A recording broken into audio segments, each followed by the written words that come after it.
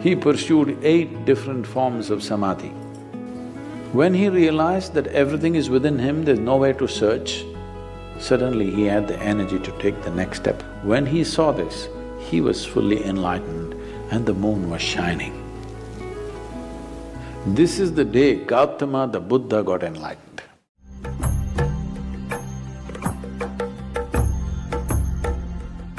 This full moon day is the day Gautama the Buddha got enlightened.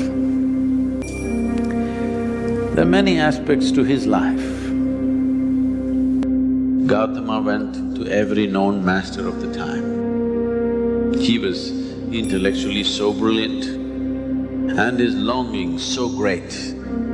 If he went to a place, what normally somebody would pick it up in years, he would do it in weeks. The 8 types of samadhis, he achieved all 8 of them, but still he knew this is not fullness of life, still longing. When nothing else worked, he took to an extreme path which is called as samanas. One of the most basic aspects of their life is they never ask for food, just keep walking, walking. Gautama took the path so severely that he didn't walk in the direction as to where food is, he simply walked straight. In the process, he destroyed his body so badly, his body became so weak. He became all skin and bones because he did not go in search of food. Unless it came to him, he never ate.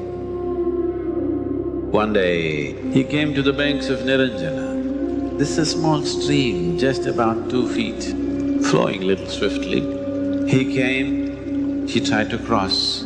Halfway down, he could not take another step. He did not have the strength in his body. There was a dead branch of a tree. He held on to it. We do not know how long he stood there. In his weakness, in his inability to stand there, holding on to this must have felt like a long time. It might have been just a few minutes, it may be a few hours, we don't know. But in his experience, it was a long time.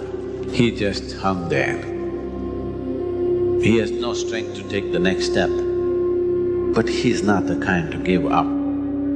Then suddenly he realized the problem was that he was trying to realize, not allowing that to take him, he's trying to take that. He's trying to realize something which is limitless, which is boundless. Then he became absent. Suddenly he had the strength to take those few steps across the river, went and sat down under the Bodhi tree. He sat down and decided, I will sit here. Either I must become a part of it or I will die here. I will not get up from this place. He just sat down. The full moon was rising and he attained to his fullest. And he sat there in a certain state of ecstasy and blissfulness.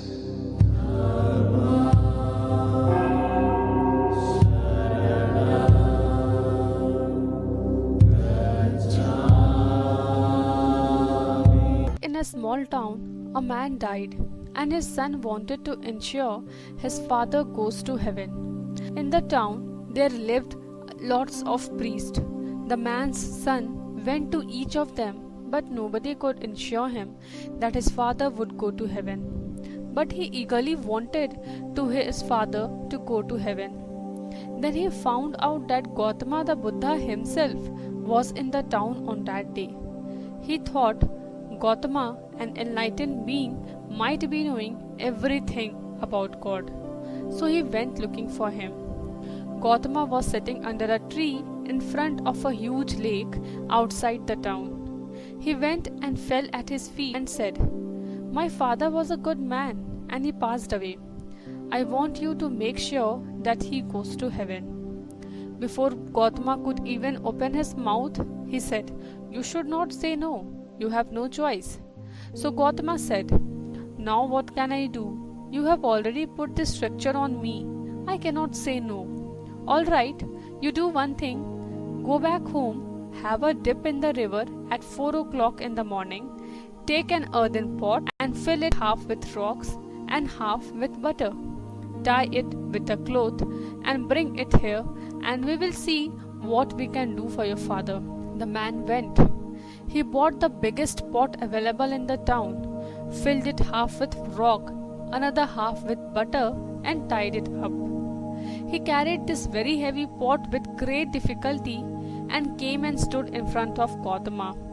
Gautama looked at him and said, "Go around the lake 3 times and come." The man walked around the lake 3 times carrying this heavy pot. He was very tired when he came and stood in front of Gautama. Gautama looked at his condition and his determination. He told him, "Just walk into the water till the water comes to your chest." The man did the same. Then Gautama said, "Gently let the pot in." The pot went in and sank. Gautama picked up a thick stick, threw it to him, and said, "Take the stick, and now with a single stroke you must break the pot." The pot was under the water and the man was tired. Breaking this with a single stroke is a difficult task. He stood there and got ready. The man thought of all the gods that he knew and held his breath. Then Gautama said, "If you break it in one single stroke, the stones will come and float on the surface while the butter will sink. Then your father has made it." In one hefty stroke, the pot broke and the butter came up. He looked at this sacrilege. Butter came up. Now what to do? He looked at Gautama. Gautama said, "Your father did not make it." Butter came up when the stones were supposed to come up, and the man felt totally disappointed and dejected. Then he turned around and started walking back. As he started coming out of water, his brain started to work. He came to Gautama and asked, "You said that butter will sink and stones will float. How is that possible?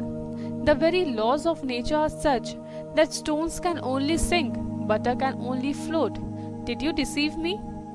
Gautama said, "Oh, now that you know so much about the laws of nature, and yet you do not want to understand the law that is applicable to one and all.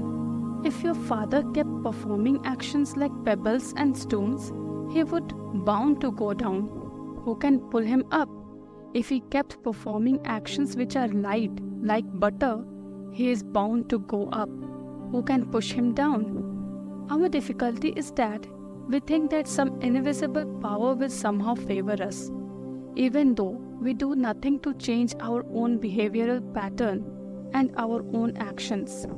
When we understand this eternal law of nature, that the fruits depend on our actions, we will be careful about our actions. Thank you for watching the full video, and if you loved the video, do like, share and subscribe the channel.